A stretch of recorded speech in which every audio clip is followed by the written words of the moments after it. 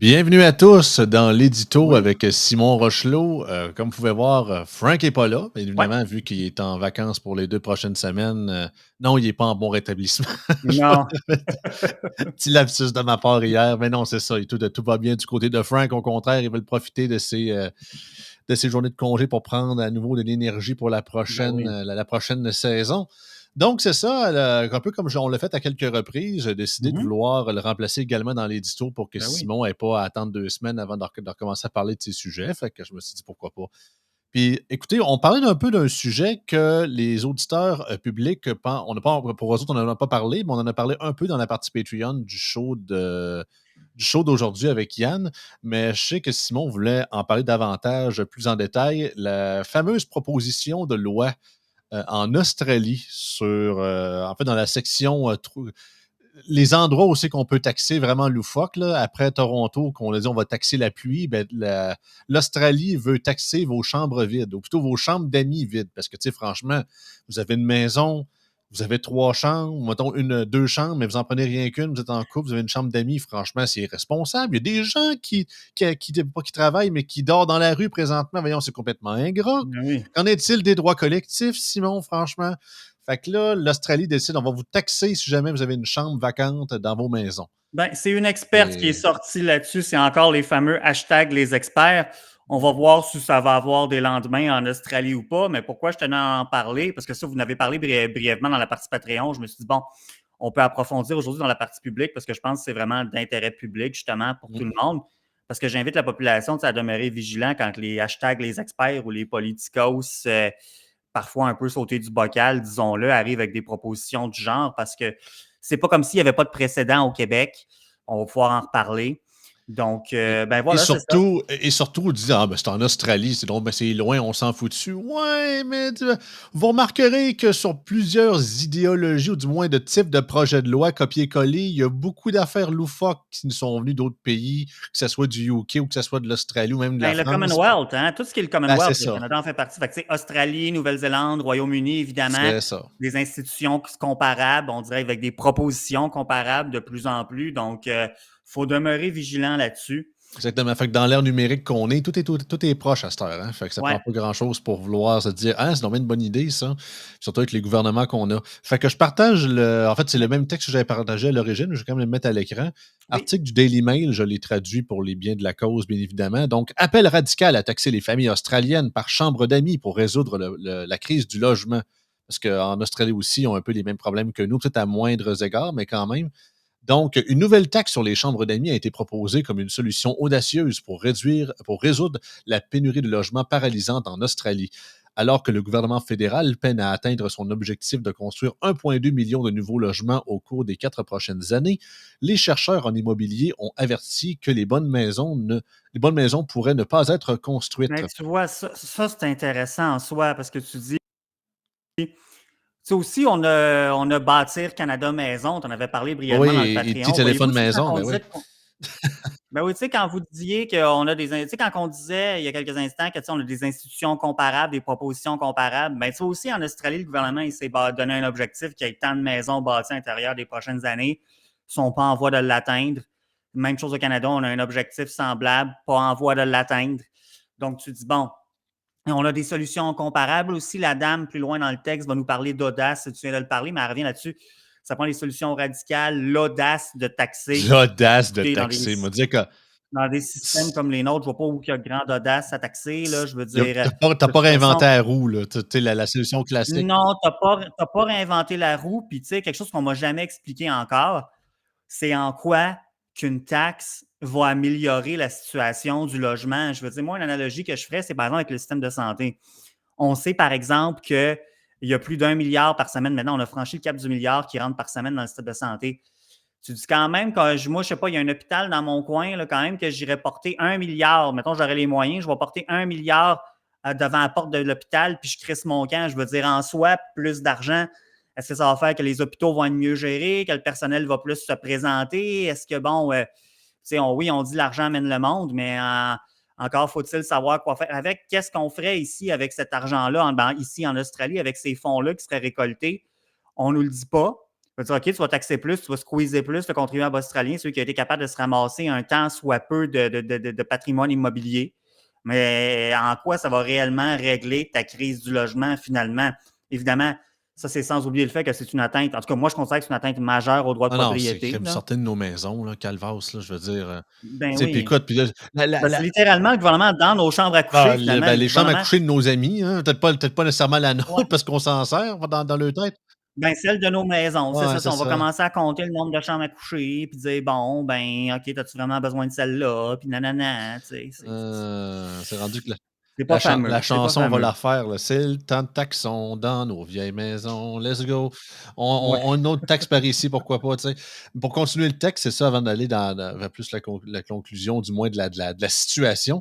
Donc, de nouvelles données ont Mhm. été révélées que plus de 60% des ménages australiens sont composés d'une ou de deux personnes seulement. Mon Dieu, quel sacrilège. Mais la majorité des logements sont construits pour des familles avec 3 chambres ou plus. Ben oui, parce que ça se peut aussi qu'il y avait des familles avant, puis que les enfants ont fini par grandir, puis ils ont quitté le nid aussi. Ça se peut beaucoup, en tout cas dans bien des cas. Le groupe de recherche Ouais. mobilière Cotality a décrit la situation comme une inadéquation flagrante entre les Australiens qui vivent dans des maisons et le type de logement dominant le marché. Et Elisa Owen, Mais ça, parlant d'inadéquation, ça, je trouve ça drôle, hein, parce que là, c'est les experts qui essaient de se positionner en tant que ben planificateurs oui. centraux. Puis on a ça, on a des précédents historiques. Il y a des gens qui vont dire que je vais trop loin, mais je m'en moque un peu. C'est Mm. l'URSS. En URSS, tu avais quelque chose comme ça. Tu avais, à un moment donné, le gouvernement soviétique a dit l'objectif, c'était qu'en moyenne, par personne, tu as 8,25 mètres carrés par habitant, parce qu'évidemment, les logements étaient fournis par l'État. Ça, 8,25 mètres carrés par personne, ça fait un formidable 88 pieds carrés, là, pour vous donner une idée. Là.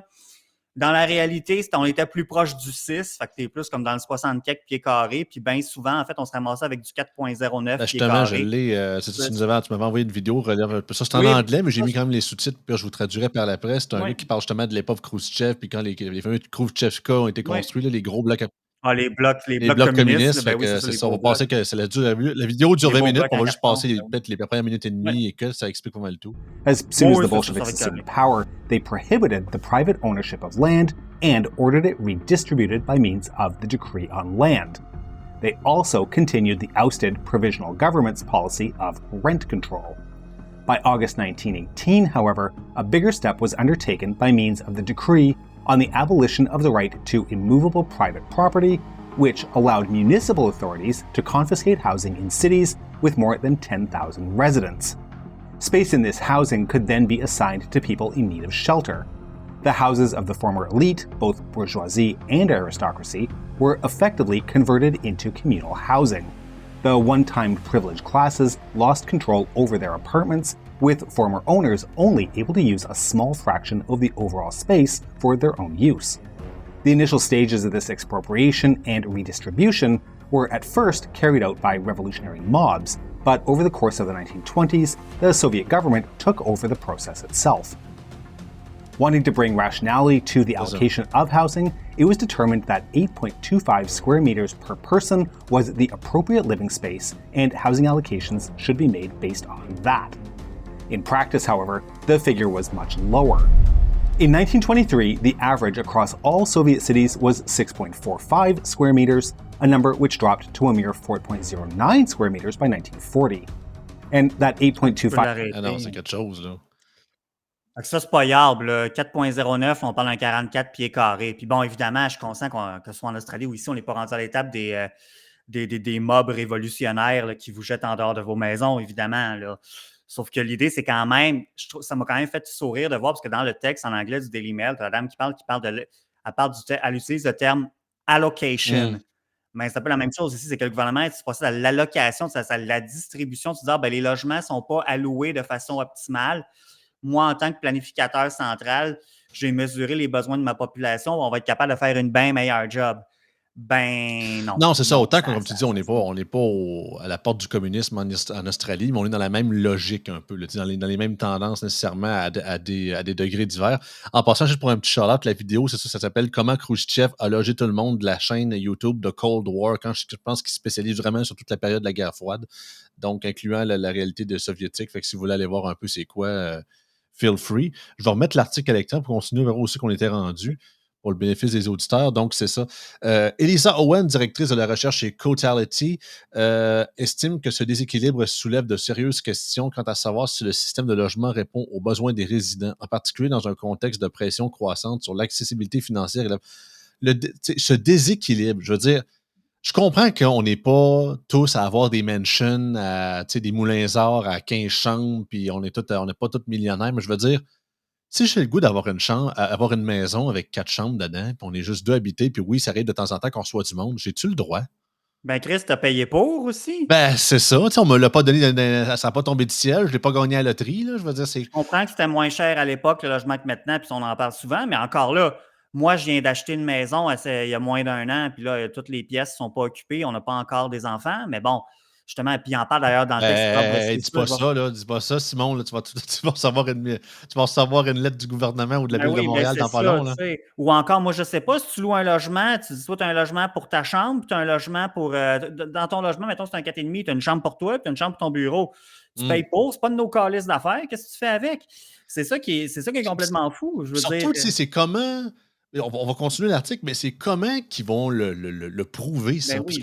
Parce qu'ils disent, genre, mettons, parce qu'ils disent plus tard dans certaines affaires, genre, ils doivent être vacants pour un tel nombre de jours. Tu prouves comment, ça? Tu sais, c'est quoi, tu checks si les immeubles ont bougé? Tu sais, c'est quoi? OK, il y a personne qui est. Je sais pas, la personne dort dedans. Ouais, mais qui dit qu'elle est partie, mettons, une semaine, puis elle est pas revenue une semaine plus tard? Non, mais c'est C'est un si. enfer bureaucratique, c'est encore plus de bullshit job. Là, on va mesurer, ça a été vacant pendant combien de jours. Là, on va regarder, ça va prendre des inspecteurs, probablement en plus. Oh my God, déjà qu'on a Faire les des inspecteurs des projets. poubelles, on va avoir les inspecteurs des chambres vacantes. Ben oui, ben Simon, ça aussi, c'est pour ça que je dis c'est vraiment un empiètement sur ton droit de propriété. Tu es de moins en moins chez vous, finalement, avec des propositions comme ça. Là, après ça, ben là, j'imagine qu'il vont y avoir des exceptions. Tu en parles un peu plus loin. Tu dis, ben c'est vrai qu'il y a beaucoup de gens qui travaillent de la maison maintenant. Puis on ne veut pas nécessairement qu'ils retournent au bureau, qu'ils prennent leur char, qu'ils fassent de la pollution, nanana. Ben, du monde aussi, je ne sais pas si tu reçois des parents âgés des fois, ou tes enfants, tu n'as pas encore eu tes enfants, tu prévois avoir des enfants, ou tes enfants, ben, sont rendus à l'université, mais ils reviennent pendant l'hiver, ils reviennent pendant l'été. Tu sais, il y a plein de. Là, il va falloir tout avoir ces catégories-là, tenir des registres de ça. Mais Vincent, quel... juste partir. Pourquoi je dis Vincent? Vincent Géloso pense à moi, comme dirait l'autre. Simon, juste partir en voyage. Mettons, si moi je pars 2 semaines, n'importe où, là, en Europe, en Asie, whatever, j'utilise pas ma chambre pendant 2 semaines. C'est quoi? C'est-tu considéré comme vacant ou faut-tu que je signe une genre de dérogation au gouvernement pour dire que je. Un peu comme quand tu calls ta compagnie de carte de crédit pour dire que tu t'en vas dans tel pays. Ouais. Va-tu falloir que tu appelles le gouvernement pour dire là, soyez pas surpris, là, ma chambre, elle a l'air vacante, mais elle l'est pas, là. Je suis parti, tu sais. Mais c'est ça qui est comique parce que de l'autre bord, c'est ça, mettons, toi, tu pars en vacances 2-3 semaines, mais il y a bien des municipalités au Québec, dont Lévis notamment, si je me rappelle bien, tu n'as pas le droit de louer en Airbnb. Tu as bien des secteurs, tu as des municipalités au complet ou des secteurs municipalités, tu n'as pas le droit de louer ta chambre à Airbnb. Fait que tu dis, bon, ben, c'est le fun. Fait que c'est une forme de gaslighting en réalité, cette affaire-là. Ah non, c'est ingérable. Je veux dire, c'est la propriété privée de la personne. Rendu là, c'est pas vos maudits d'affaires. Je continue. Bien qu'il n'y ait rien de mal à avoir plus de chambres que de personnes dans un logement, j'espère, il pourrait y avoir certaines inefficacités de la façon dont les logements sont attribués. Lors du recensement australien de 2021, plus de 1,3 million de ménages de 2 personnes vivant dans des maisons de 3 chambres soit plus que les ménages. Attends, je vais dire ça. Soit plus que les ménages de 3 ou 4 résidents dans les logements similaires. Donc, c'est ça. Il y avait beaucoup plus, 1,3 million de ménages de 2 personnes qui vivaient dans une maison qui avait plus que le nombre requis, le nombre de besoins, finalement, en termes de. Mais on ose parler de certaines inefficacités dans la façon dont les logements sont attribués. Non, les logements sont attribués en fonction. Oui, il y a le marché, mais je veux dire, il y a la vie, tu as des humains derrière ça. Moi, je sais pas, tu as un couple de personnes âgées, tu en as un des deux qui meurt. L'autre, mettons, il est encore autonome, il est dans sa maison et tout, il y a une pièce vide. Tu vas-tu y imposer un étranger de même parce que ça te tente? C'est quoi cette histoire-là? Puis inversement, une jeune famille comme toi, Simon, qui n'a pas encore d'enfant, mais tu dis on va prendre une place avec une spare room parce que peut-être dans les prochaines années, c'est une éventualité qui risque de se produire. On n'a pas le goût de redéménager une autre fois. Voyons, là, c'est quoi cette affaire-là? Vas-tu avoir un fonctionnaire bureaucrate qui vont dire ben là, OK, mais tu as tant d'années pour fonder ta famille, puis là, on sait, tu as des gens qui ont des enjeux de fertilité, de ci, de ça. Fait que là, mettons, si tu as un couple, par exemple, qui a des problèmes d'infertilité, ben là, tu auras un fonctionnaire qui viendrait en plus, que déjà, c'est vraiment pas cool pour ceux qui vivent ça. Par-dessus ça, tu as le fonctionnaire qui vient en rajouter une couche qui dit en plus, on va te taxer parce que ta chambre que tu avais prévue pour ton bébé, tu n'es pas capable de la remplir. Et c'est quoi, next? Il va falloir faire une preuve de grossesse au gouvernement. Là. Non, mais c'est complètement fou. C'est Non, complètement fou. pas Puis là. encore une fois, c'est du gaslighting. Parce que, tu sais, cette madame-là nous parle en fait, dans le texte, on nous parle d'audace de faire une taxe qui est lol en soi. Je veux dire, la vraie audace, c'est déréglementer. Oui. De déréglementer, de permettre de zoner et tout. Je vais avoir un exemple après. Et tu dis, tu sais, mais là, c'est parce que non seulement c'est de plus en plus difficile de construire un peu partout en Occident. Là, ici, on se concentre sur le Commonwealth. Mais tu dis, ben regarde, non seulement on vous complique la vie pour construire, après ça, votre propriété pour la louer, pour la sous-louer. On parlait du cas d'Airbnb, par exemple. Ben là, par-dessus ça, non seulement on vous complique la vie, en plus, on va vous taxer par-dessus. Fait que, tu sais, on vous fait porter l'odieux, on vous fait porter le fardeau des échecs gouvernementaux de la planification centrale avec plus de planification centrale. Puis ça donne tellement aucun incitatif de vouloir. Non, parce que tu sais, qu'est-ce que ça donne? Tu vois une situation où que ça serait mis en implantation, tu dirais pourquoi je reste pas dans mon appartement? Qu'est-ce que j'irais à aller acheter une maison si le gouvernement me dit qui je peux pas recevoir, puis que telle chambre est telle vacante, on va me taxer encore plus. Tu veux dire, tout ça par-dessus tout le reste, les réglementations, puis de ci, puis de ça, puis ah mon Dieu, ça aide tellement pas, là. Pour continuer, c'est ça, ils disent les données ont également révélé que les familles avec des personnes à charge représentaient environ 30 des ménages, les couples sans enfants 31 et les personnes vivant seules 27 De nouvelles données révèlent que plus de 60 des ménages australiens ne comptent qu'un ou deux occupants. Sur la photo, on montre des maisons dans le coin de Brisbane. Même à ça, je me dis, non, mais j'ai l'impression, comme tu dis, c'est vraiment une question de gaslighting puis de vouloir trouver une nouvelle source de revenus pour les échecs de l'État au lieu d'enfin de se regarder dans le miroir. Ben, c'est spécial, hein, parce que, tu sais, autant que chaque pays a ses spécificités, puis je comprends l'environnement, la géographie, puis tout ça, puis le bassin de population, puis toute la patente, puis la démographie, mais on dit souvent comment les sociétés aussi occidentales ont généralement les mêmes problèmes. Question immigration de masse, question de justement l'affaire du logement et tout ça, puis la surréglementation, puis l'étatisation, en tout cas à l'exception des États-Unis à certains égards, là, si on compare. Là. Un État toujours plus gros, toujours plus grand, qui cherche toujours des moyens à vouloir augmenter ses pouvoirs, réduire les libertés individuelles, puis s'en faire plus de cash, trouver d'autres raisons pour nous siphonner encore plus de cash. Là, je vais m'en donner, ça va arrêter où, là? C'est parce que. Ouais, puis ça, c'est encore une fois, on l'a dit souvent, le gouvernement fait souvent partie du problème. Comme par exemple, il y a des municipalités au Québec, j'ai un cas en tête en particulier, surtout qu'en plus, il y a des gens près de moi qui ont vécu un peu cette situation-là. Tu as des municipalités au Québec, ils observent un problème. Ils disent on n'a pas assez de maisons unifamiliales pour la demande sur notre territoire, le prix augmente en fou. Ça va être quoi la solution? On va faire un moratoire sur la conversion de maisons unifamiliales en petitplex. Un registre des logements, comme QS voulait. Hein? Le registre des loyers, excusez. Non, mais c'est pas tant un registre des loyers, c'est que toi, mettons, tu as une maison unifamiliale, tu dis, bon, elle est vieille, elle peut être rénovée, whatever. Bon, je suis rendu tout seul dans ma maison. Je pourrais la convertir en je pourrais la convertir en plex, mettons, ou pourrais la vendre, puis quelqu'un va l'acheter pour le terrain, il va acheter un inventaire, il va construire. Tu vas te ramasser avec 3 logements au lieu d'un sur le même terrain. Ben, tu as des villes qui disent non. Ben non, justement, tu ne peux pas faire ça. Mais ça aussi, en quelque part, ça vient contribuer. Fait que tu dis, OK, d'abord, ben, je vais rester avec ma maison avec des pièces vides dans ce cas-là. Ou, puis, ça, c'est sans compter les trucs. Je pense que tu en avais déjà parlé avec Frank, les histoires de, comme à Laval, par exemple, avec le maire de Laval, le vrai, pas le podcasteur, qui s'est rendu que c'est interdit d'avoir, mettons, des cuisinières au gaz naturel dans leur maison, même si c'est une nouvelle construction. Je ne sais pas si à Laval, mais oui, tu as une municipalité dans sa rive nord du Québec, sa rive nord de Laval qui a ça. Je ne me rappelle plus si c'était Prévost ou. Dans tout le temps, puis une autre. En tout cas, peu importe. Là. Mais oui, effectivement, le gouvernement est toujours d'un genre. Mais quand tu y penses, l'histoire de moratoire sur la conversion des maisons unifamiliales, c'est complètement débile. Parce que tu dis, au lieu de déréglementer, de permettre d'en construire plus, tu dis, ben là, parce que ça, c'est compliqué d'en construire. Il y en a un nombre X sur le territoire de la municipalité. Ça crée une rareté, donc le prix augmente. Ben, tu dis, ben là, là, je ne voudrais pas qu'on en convertisse et qu'il y en ait encore moins. Parce que je vais faire, je vais empêcher qu'on en convertisse. Mais là, ce qui fait que de l'autre bord, ton nombre de logements augmente. Ça fait qu'il y a un ralentissement de l'augmentation de ton offre de logement parce que tu as des maisons, tu as des espaces. C'est parce que des maisons, des fois, c'est des chiottes, là, disons-le, que tu ne peux pas les jeter à la tête, tu ne peux pas en faire des plex. Tu as ton nombre de portes restallées, finalement, c'est complètement fou. Mais tu sais, pourquoi on parle de ça aujourd'hui? Parce que Yann et toi, vous en avez parlé brièvement dans la partie Patreon aussi, c'est qu'il y a les précédents au Québec. sais, commençons d'abord avec le projet de loi 39 qui a été adopté, le 8 décembre 2023. Maintenant, on parle plus de projet de loi, on parle de loi modifiant la loi sur la fiscalité municipale et d'autres dispositions législatives. Ben ça, qu'est-ce que ça fait, le projet de loi 39? Ça te permet de taxer les logements vacants. Ça dépend, tu as un nombre de périodes, ça dépend, tu as un nombre de jours. C'était-tu le même projet de loi que. Parce que c'était un genre de package deal, je pense. Ça, c'était-tu le même qui donnait le droit aux municipalités de taxer les plaques d'immatriculation pour financer le transport en commun, tu sais, des affaires de même? Plus certain, mais oui, ça Ouais, ça ratissait ratissait large. large, cette Ça affaire-là. donnait beaucoup plus de pouvoir aux municipalités de taxer certaines affaires.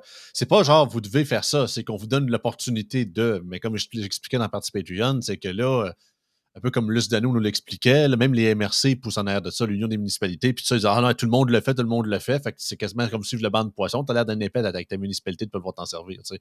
Je vous lève mon chapeau si vous le faites pas, là, mais c'est ça. Fait que, tu sais, c'est ça, tu as le projet de loi 39, tu as le projet de loi 31, je ne sais plus comment qui a été adopté en février 2024.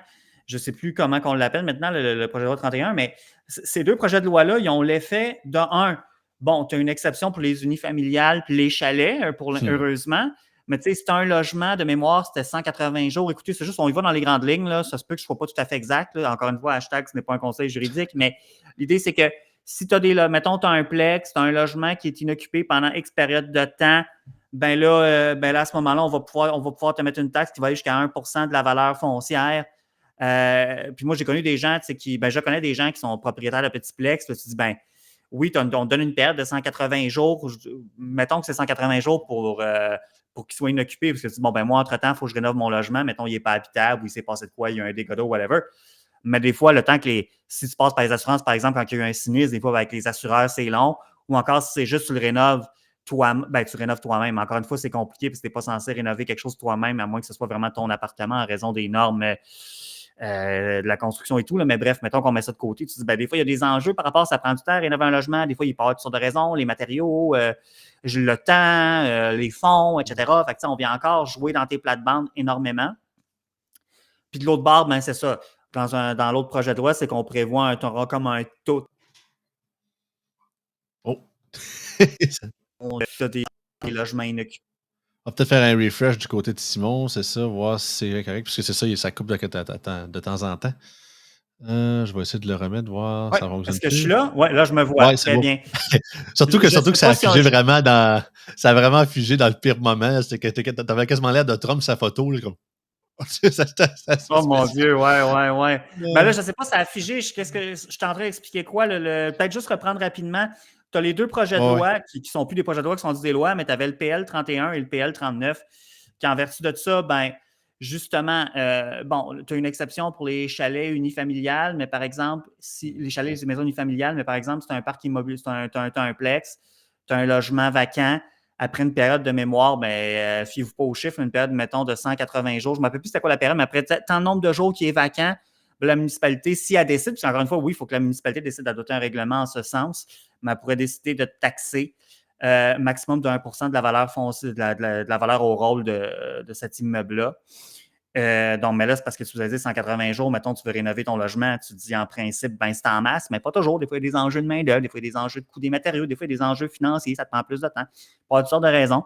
Et de l'autre bord aussi, là, dans un autre projet de loi, dans un de ces projets de loi-là, on prévoit que si ton parc, c'est-à-dire qu'on prévoit un taux de taxe variable en fonction de si jamais dans ton parc immobilier, tu as des logements qui sont inhabités. Fait qu'en tout cas, encore plus de focaillage, bref. Fait que, pour ça, je vous dis, il faut. Puis là, il est un peu trop tard pour ces mesures-là, mais il faut demeurer vigilant.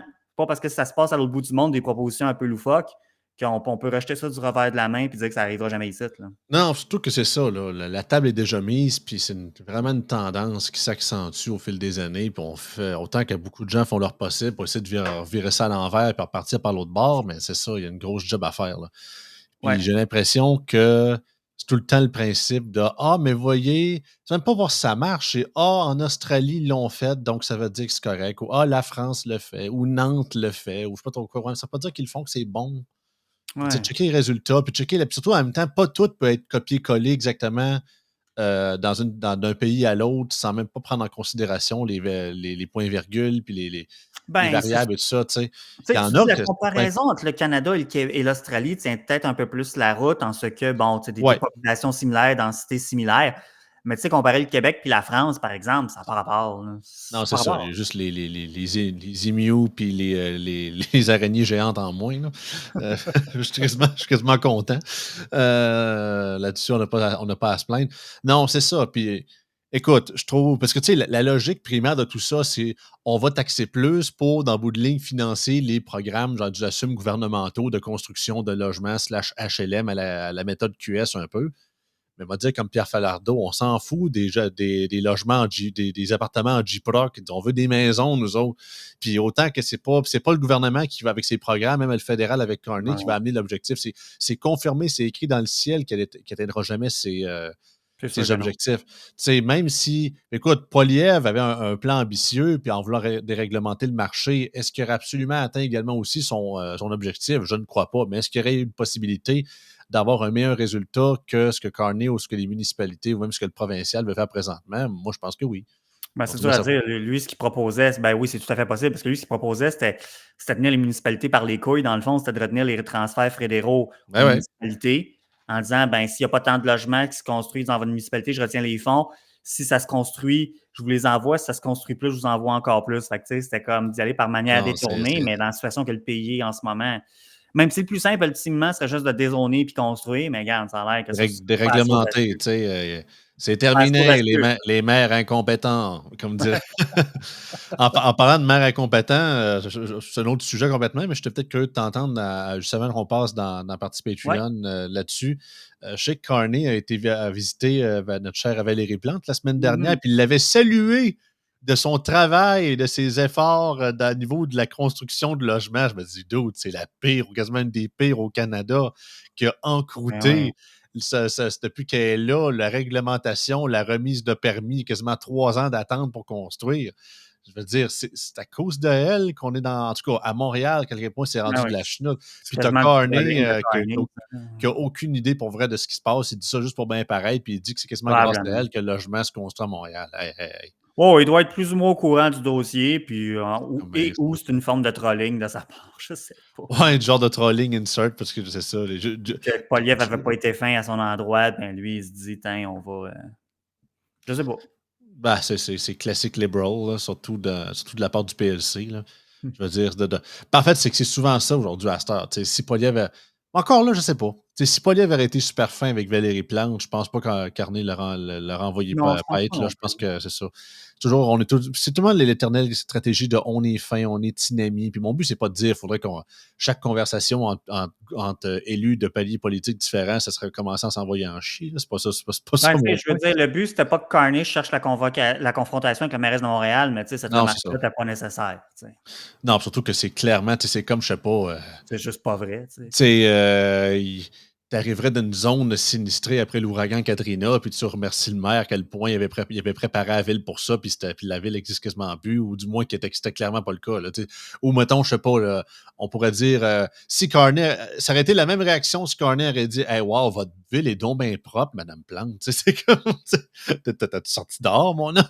Ben, Ou c'est un mettons, peu wow, ça. il n'y a donc bien pas d'itinérants dans votre ville. Tu sais, je suis allé en fait semaine passée, puis c'est pas chaque coin de rue que j'allais qu'il y en avait 3-4 qui quêtaient. Je les cherchais J'étais pas. au centre-ville hier, Ah non, puis c'est fou, c'était là. encore pas fameux, là. C'est plate pour ces gens-là, mais Mm. clairement, la situation se dégrade complètement. Là, fait que c'est pas mal ça. Écoutez, chers auditeurs, c'est ça, on passe derrière le paywall, dans la partie Ouais. Patreon, c'est ça. On voulait parler d'un autre sujet, mais finalement, c'est ça. Simon voulait revenir sur mon intervention. Ben, Ouais. pour faire un bon bridge, c'est la raison pourquoi j'étais à Montréal en fin de semaine passée. Mhm. J'ai participé au podcast de Jeunes souverainistes Génération Oui. C'est ça, ils m'avaient invité il y a de ça quelques temps. Puis j'ai voulu me prêter au jeu. C'était censé durer 1 heure et demie maximum. On a quasiment fait 2 heures. Mhm. Ils ont l'air d'avoir bien trippé. Fait que c'est publié depuis hier sur mes réseaux sociaux, puis également sur le Patreon. Mais c'est ça, Simon écoutez ça, puis il y avait certaines remarques à faire. Fait que je suis bien curieux de l'entendre. Fait qu'on s'en va derrière la paywall. Là. Yes.